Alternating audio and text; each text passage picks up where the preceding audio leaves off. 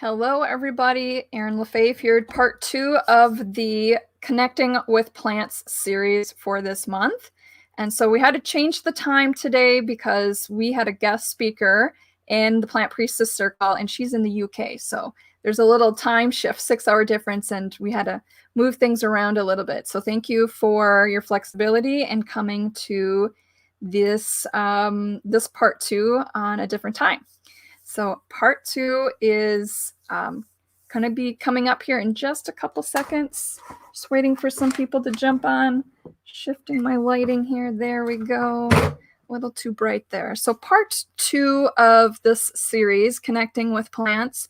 Last time we talked about how connecting with plants is not a new thing, that we have to start to observe and be aware of where the plants are around us for those of you who may be in urban areas.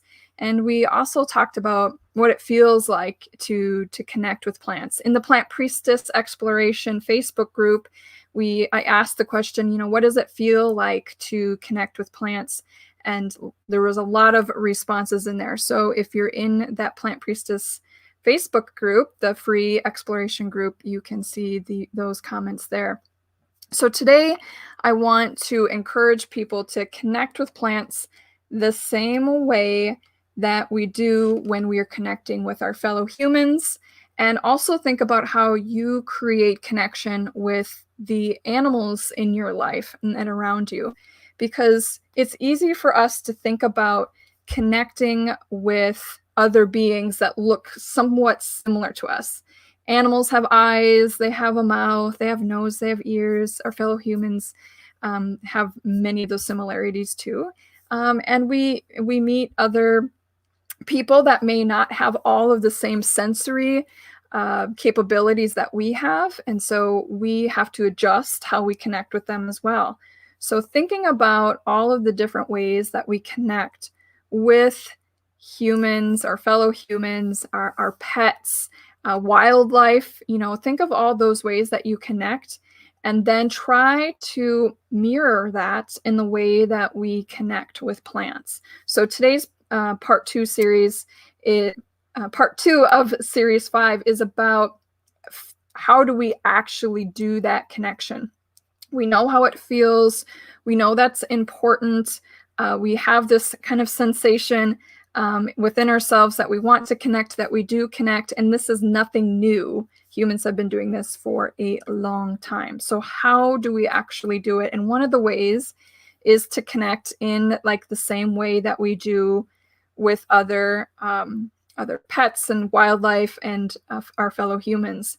So one of the things that we do when we've met somebody new or started to study a new animal is we really start to get to know what they do. What are they doing in their environment? We observe them, and we observe the way they talk. We observe the way they move, how they like to do things, and that is something that we learn over time. Sometimes we meet another person for the first time, and there's lots of things that are so similar that we're connecting really quickly with them. If you've met somebody, let's say a colleague, or somebody on the plane next to you, there may be not as much time to do that connection. There may be less things that you're finding are similar, but you still are finding ways to connect with them. You're asking them about themselves. Where do they live? What things they like to do, and how we don't necessarily do that with plants, but we can observe what they like and how do they live. So we may be observing things in our gardens. That's the easiest way. In our container gardens, in our in-ground gardens, we observe how they seem to grow and what they like to have around them. So that's a way to connect with plants in the physical form. And in another series of this, in another day of this series, I'm going to talk about even more how that becomes a spiritual connection. But that first introduction to connecting with anything is to observe and to find ways to understand how they function. So with humans, we can talk and get information that way. That seems to be some of the quickest way we get information. Even with our pets, we use verbal cues with them. And with plants, we can look at and learn how do they like to grow. And then in turn, how can we reciprocate and provide anything that will enable them to grow even better. So this is where we do communication or connecting with plants, as we try to reciprocate and provide reciprocity in a way that we can connect with them and learn about them and become more connected with them. So, you know, some plants really like it in the shade, some plants really like it in the sun, some plants like it near the water. And if we're putting them in places that they don't thrive, they will not look good. They will do things that they're not thriving, they're drooping, they're not blooming. And there are times when they are put in the right place that they typically like, but they're not thriving. And that could be some sickness or disease or something underground that's inhibiting them from growing. But these observations to watch how they're interacting with their environment, especially in a situation where we put them there, that is a really great way to connect with the plant. As a former horticulture educator, I had lots of experience and connection with people who were trying to observe what their plants were doing and would just become, you know, befuddled at why a certain plant wouldn't grow properly in the place that they put it. And through a set of questions, and finding out what the plant was, I would determine that plant, that's not their preferred environment, and we cannot force something to grow the way we want it to grow if it's not put in their preferred environment. And as humans, sometimes we don't like that. We want that peony bush to be in the spot we want it. That's what our plan is. But if we're connecting with the plants and observing them daily or weekly or what have you, then we learn to connect with what they actually need. So plants are giving cues all the time of who they are, what they are, you know, all these words that human words that we're trying to put into the plant beings that, you know, they don't look like we do with the same sensory things, but, you know, who they are, what they do, these are terms that sometimes people kind of squint their eyes at and think, why are you talking about them as who and they? And they really are, they're beings. They have inputs, they have outputs, they have a whole flow in our environment. They're critical to our environment. So to me, they are beings. They provide provide cues as to what helps them thrive. So think of the plants around you as a way, how can you observe them in the same way that you would, you know, your friends, your family, a new person you met. How do you meet a new animal? If you've met somebody's pet for the first time, how do you do those things in order to get information from them? So observation, and with plants, it's pretty easy because they are stationary. They don't move around, so you can find them in the same spot over and over.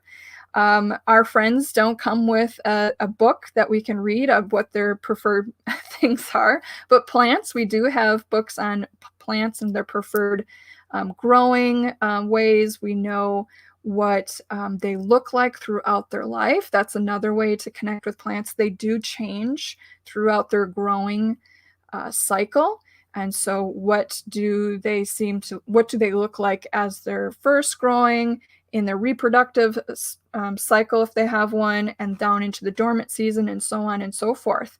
So connecting to plants isn't just about what can we take from them, what will they give me for food and medicine and beauty, and what do they give me for enjoyment. It's also about what can I do to help those plants along. That's part of the connecting, the reciprocity.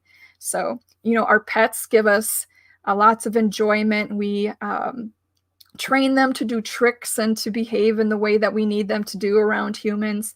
But I'm sure that many of your pet owners watching also know what you can do to give back to them so that they're happy as well. And we do things that sometimes we don't want to do with pets. We give them a walk during the hottest part of the day and they don't want it, or we don't want it, but we know they want it. So we can do these same things with plants, and take time, if this is a new concept for you, this connecting with plants, of thinking about what you do with your fellow humans and with pets and with wildlife when you're trying to connect with them, and then try to mirror that with plants.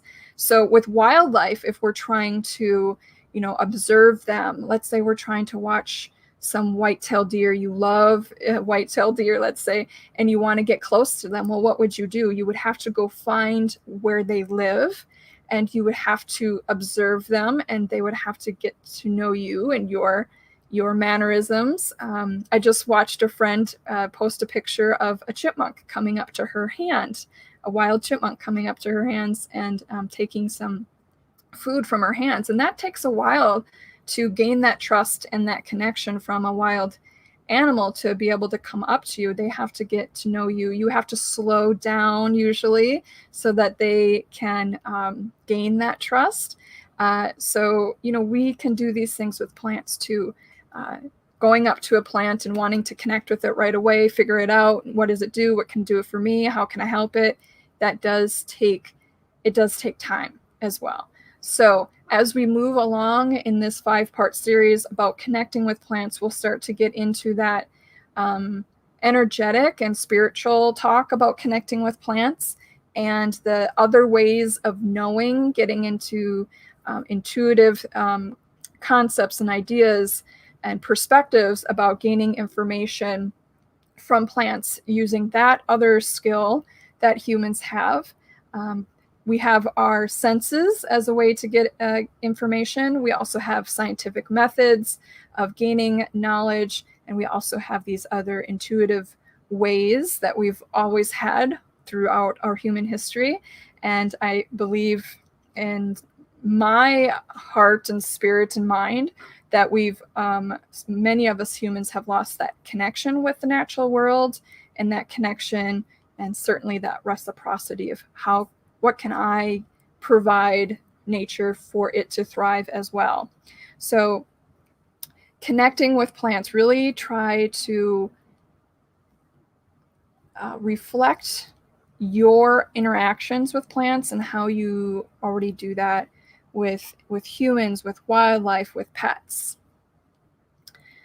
Yeah. So some other ways to connect with plants would be to, like I said, observe how they grow and where they live, and to meet them where they are. So if you can find them in their most natural form, that can give you some different information than if they're growing in a nice, perfect garden where they're always given the water and the nutrients that they need. Sometimes in their natural settings, they'll look a bit different and even have different tastes about them. And even their life cycle changes a little bit. They may bloom later or earlier than they do in the garden, but there's other information that you can see if they're not in that cozy little garden setting. And also there are some different energetics that come about with that too. So I can talk about that as we go through this 5-part series about connecting with plants. So we'll keep going into the how of doing it. And many people have shared with me about how that feels when we are connecting with plants. And there's just like these different layers of connecting with plants. Are you going to connect with plants so that you know how to use them, how to give back to them, that spiritual layer of it too, that many people feel but don't necessarily articulate. So that's what this whole month of June is all about in this 5-part series about connecting with plants, is really thinking about and feeling and experiencing what it means to connect with plants. I'm sure many of you are doing the things already.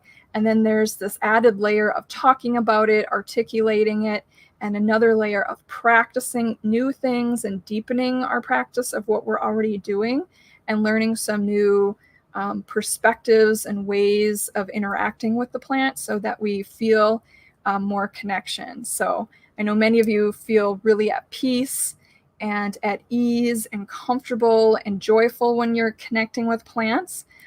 Certainly hands-on connecting with them, growing them, harvesting from them, but we're going to go into a deeper layer of that intuitive part of connecting with plants too. That part that just really doesn't have maybe the right word in English. I don't have this right word about how that feels with connecting with plant. I call it the plant priestess way, but some people call it the green witch way. Some people call it, I don't know. There's lots of different ways that people describe it, but there's that really invisible, intangible connection that we feel with plants, the je ne sais quoi, as the French say, the thing that you cannot really explain, that just sense, that essence, the quintessence of the plant world. So these mini lessons are every Tuesday at 11 a.m. Central Standard Time, usually. Today it was a little bit of a different time.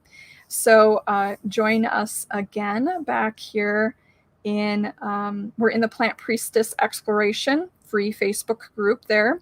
I'm also at the Full Circle Herbals YouTube channel.